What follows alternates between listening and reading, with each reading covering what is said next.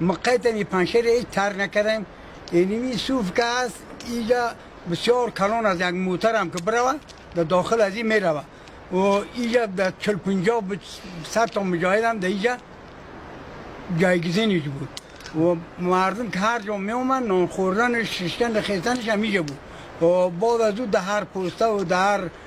داشکه و زیکوه که می رفتن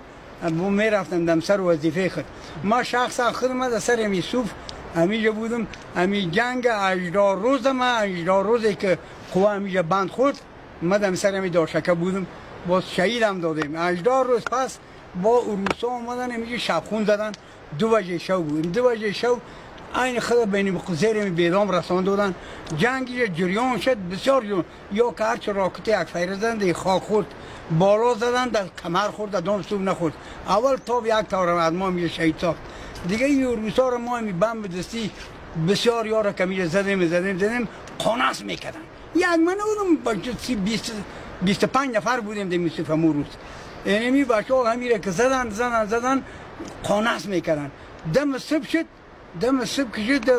ما بالا پر رفتیم روسا پالان گرفتن. یک تا زخمی همیجا بود پس اشاره که به روسا کلش گرفتن آمدن همی شهیدار هم گرفتیم بردیم و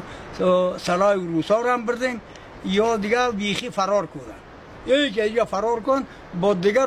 روز با حمله کردن. ما 25 نفر زخمی داشتیم شهید داشتیم با خاطر روزی از رقم نشینی کردیم.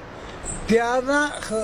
دمی 18 روز نه پیاده رفت نه تانگ رفت هیچ چیز ترسه نتونست هیچ بیخی ده 18 روز و دیگه اینمی داشکه تا منطقه ما عمرز میگیم سمندی تا با اوجه میزه اوسی 4 روز دیگه پوسته داشتیم دیگه مجاهدین او طرف بود او طرف هم میزه ما ده هم آوان داشتیم دم پولی داشکه ما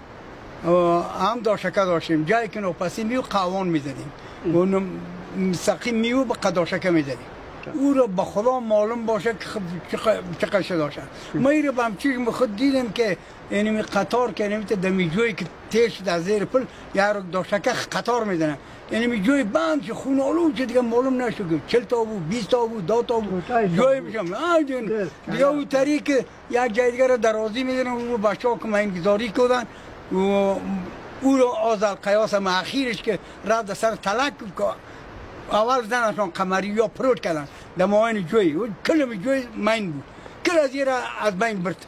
این جنیم یک بچه یک تا قماندان جیلان بود از امیجا پیکه داشت میزه یک بچه امیجا بچه میراغا چه نامی جو؟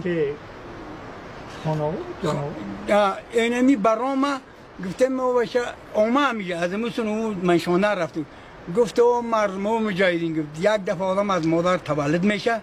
یک دفعه میره وقت خیرت است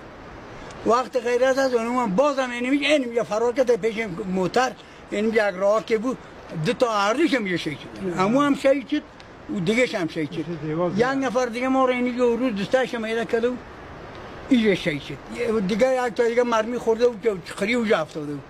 یعنی یک تا دیگه راکت اول همیجا چه شده با از روز بسیار مرداب شده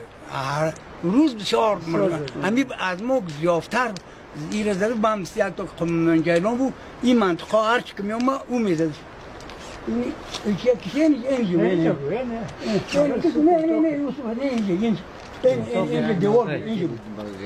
این از اینه میگه هرچی که سنو می اومد قپیکه او می زده دیگه کسی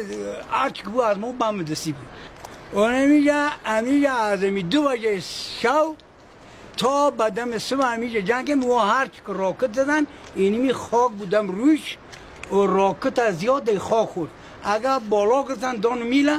اما راکت ها یک فیره بود در سر صوف دیگه در داخل صوف نشد از ما از اینمی داخل این نزدیک است بم دستی بزن یعنی قماندان جیلان از